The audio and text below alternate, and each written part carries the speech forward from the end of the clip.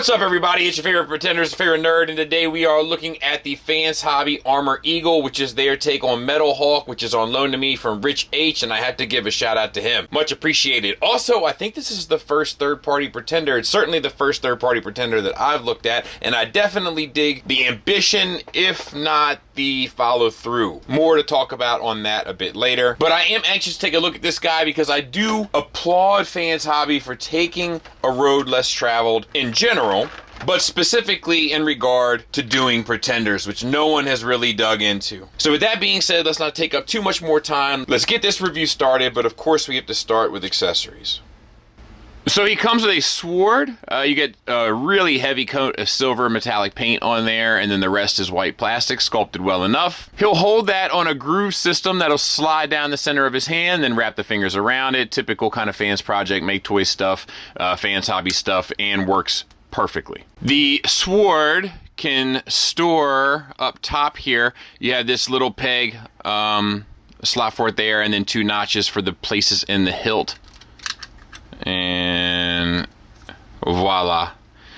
And I do think that kind of completes the look quite nicely, hides a lot of like that look. I actually dig that quite a bit. So here you have this thing.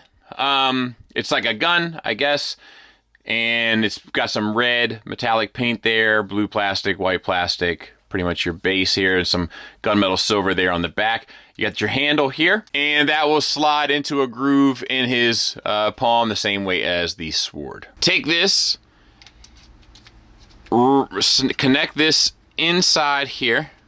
You got to make sure that you get these thrusters in. There you go.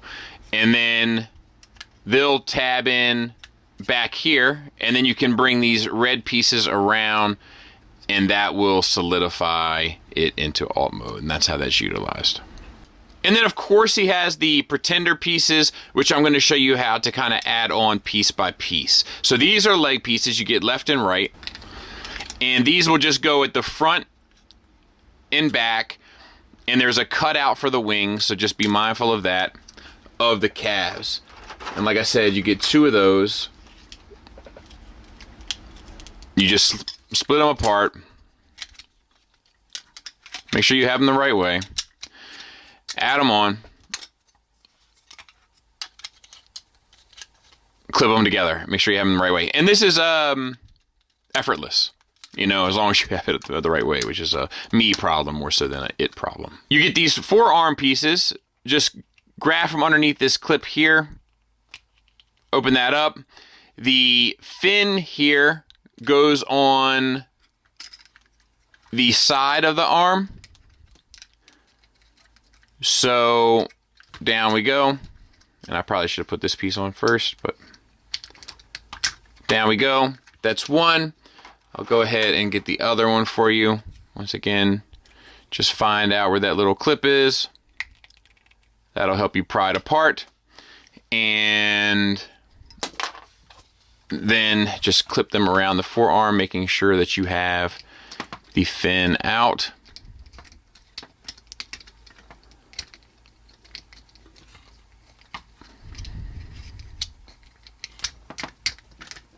And that's the forearms done. You get this pelvis piece with this little bit of silver. You can just take that, slide that on top of the existing pelvis. It'll kind of clip in. You get 2 shoulder pieces. This little detail here goes to the back. So, just set it and then didn't do it. Right down on there. And there. You get this chest piece. Bring that in. Slide it over the chest. Lastly, you get the head. Once again, we're just going to split this. Put one piece at the back, encapsulate the ears. The other piece goes to the front. Clips around, and there you have it. Now, we'll go over the aesthetics a bit. It doesn't really impinge any of the articulation, so the articulation pretty much stays the same. No need to worry about that. I love the anime look on the eyes. I think they did a great job. This face sculpt I think looks better than the robot face sculpt, which we'll get to here soon. Little silver mark around the crest there. I think it looks good. This makes the figure look and feel a ton better than the base figure. So I appreciate this a fair bit. You know, the silver here just adds a ton of detail, makes it feel more cohesive. The red is more striking than that like plastic yellow, with the accents all over it. Like, it's just looks a lot better, man. It just does a better job of being a thing.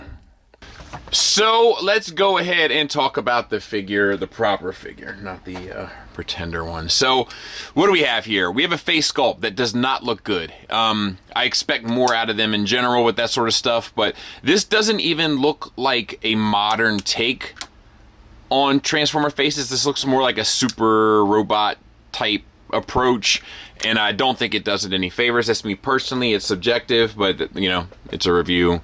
There's a mix of subjectivity and objectivity. You can turn a little ears here. The face is painted silver. The lips are sculpted and slightly oddly open, it seems, and then the eyes are painted a metallic blue. The head is on a ball peg. It's connected to this base flat, which does get you a hinge up, which is good. Decent down. Side to side, slightest bit of confused Metal Hawk face, but not a ton. Moving on to the shoulders, you get this little accent here around the top. It's like a gunmetal.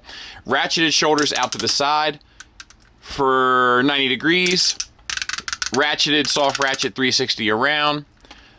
No billified joint. You do get a bicep swivel right above the elbow. So it's a double jointed elbow. You get it in between the two joints, which is not optimal, but ultimately fine.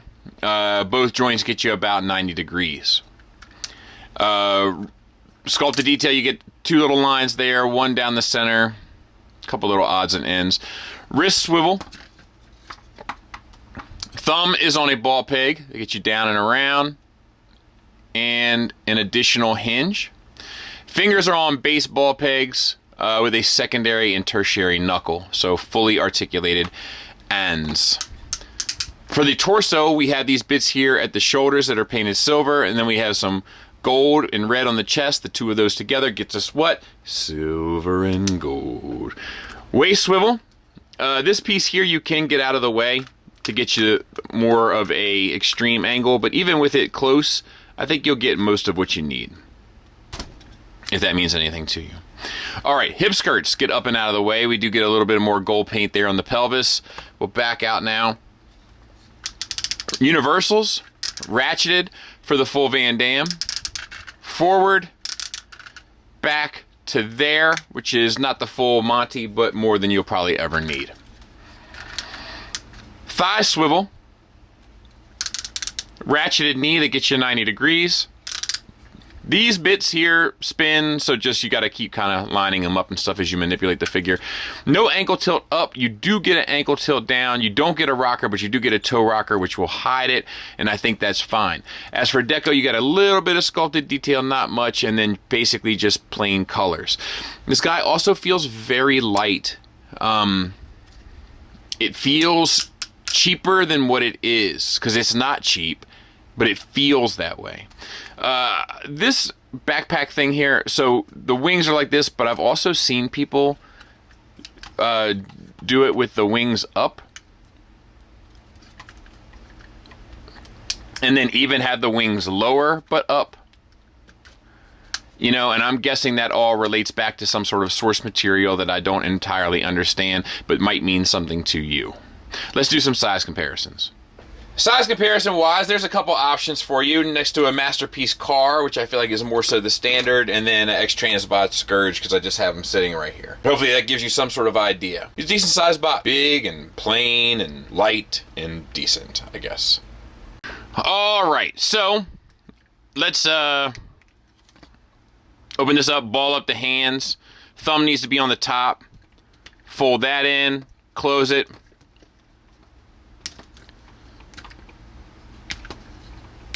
Open up, thumb at the top, fold that in, close it, and then collapse.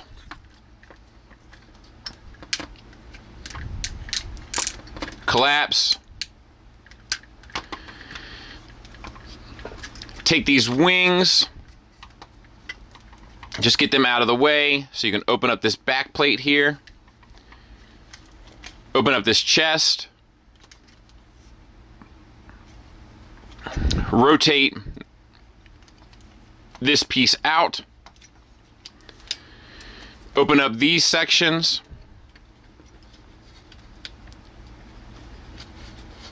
There's a little blue plate down in here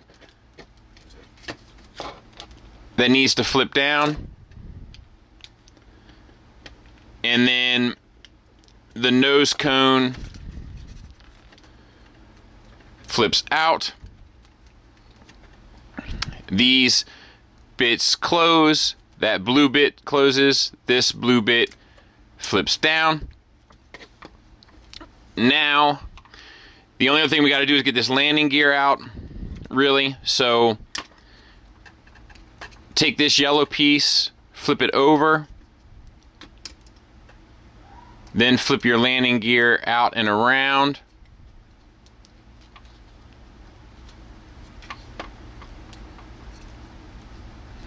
And then tuck all this back.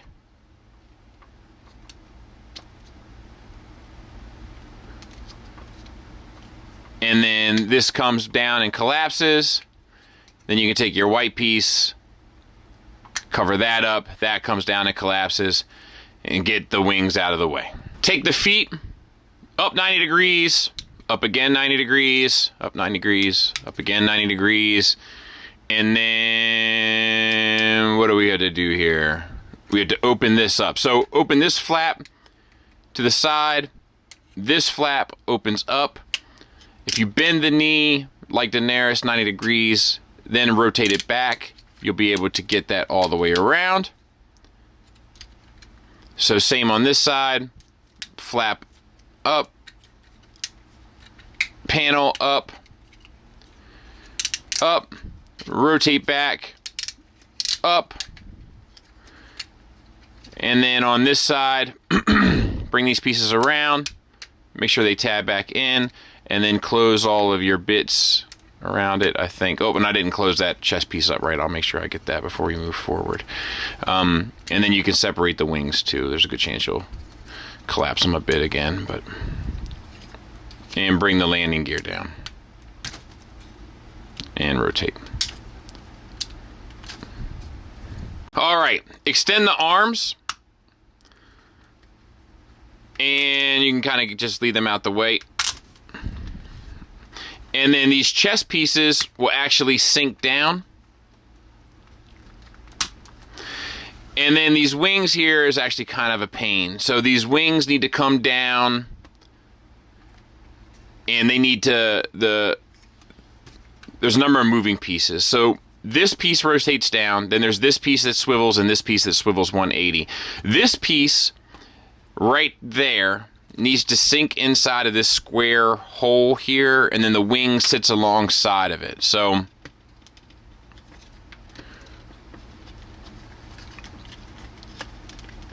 there's one.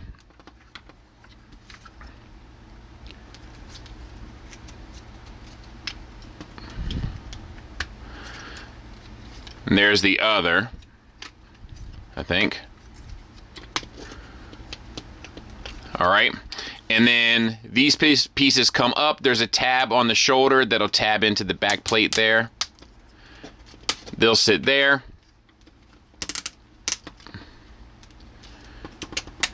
And then you just add in your gun that we showed you in the opening footage, I think. If not, we'll come back. And there you have it. I'll go ahead and put tiger tracks next to them so you get an idea for that. Pretty much an MP car plus a nose cone. And I think it looks pretty good. I think it works. I like the red metallic on the wings. It matches the red metallic on those wings and the red metallic on the cockpit, giving it kind of a full cohesive look, which I dig. I think this looks much better as a jet than it does as a robot. And this can collapse there a bit. Yeah, I mean, there's not a whole lot else to talk about, is there? Like, I think the accessory forms in, even with the sword, which I don't have on there, I think it forms, like, it blends in seamlessly. Even with the big giant sword going down the center of it, I think it looks better than that. you know? Yeah, I don't have any complaints. Rolls. I guess it's a bit of an issue if you want to put the landing gear away. You got to kind of undo some stuff. That shouldn't be the way that things are when it comes to jets. But outside of that, man, I don't really have any complaints. I think they did a pretty good job. Final thoughts wise, let's start with the negatives. Like, look, my biggest issue with this is a big robot. And a big robot that doesn't have a whole ton of paint, doesn't have a whole ton of sculpt work. Some of the sculpt work, for instance, the face isn't that great. Has mediocre to limited articulation. I guess industry standard lowercase s. But, you know, double jointed elbows that get you single joint range, single joint knee range, no ab crunch, no bilify joints, etc., etc. Like, these are all sort of things that lead to, like, kind of lowest common denominator standards. When you have all of that plus no paint, a light feel, limited sculpt work, some of which isn't great, it ends up just presenting like a cheap figure. And it's not. It's really actually quite thought out. It just looks that way. It feels that way. It presents that way. And undoubtedly that is my biggest issue with this figure, hands down. And then I guess if I had to nitpick, I would say, you know, I think that landing gear should be able to collapse and be deployed more seamlessly than what was available here. But admittedly, that's a nitpick. Moving on to the positives, I love how they did the Pretender stuff. I think it's clever, man. Like, I think it's a smart way to go about it. I think it kind of holds true to the tradition of Pretenders while also incorporating it into a new modern era. It doesn't impinge the articulation. It ends up looking like two different things. Love it, love it, love it. I like all the ratchets that are in place. It helps to support the extra added weight of the additional plastics. And being as though it comes with all the Pretender shell accessories, it doesn't weigh you down with extra accessories. So it feels like you get exactly what you need out of the assortment. Like I said, it comes with the base standard of articulation, which is perhaps good enough, and some paint applications to get it by. The transformation's great, smooth, intuitive, fun, straightforward, all of those things. I think the alt mode looks great and incorporates all of the accessories well. So there is enough good here as a complete package to recommend this. But if you wanted a Metal Hawk robot mode for your shelf, this ain't it. If you want the Pretender for your shelf, or you want to be able to flip a Metal Hawk back and forth, it's like a modern masterpiece take, it works. If you want the alt mode, it works. There's a lot that this toy does have to offer. The one thing it doesn't is the thing that's most important to me, unfortunately, which is just a strong presence of a bot mode on a shelf. Other than that, I hope that helps. Thanks for listening. Thanks for watching. Until next time, take care.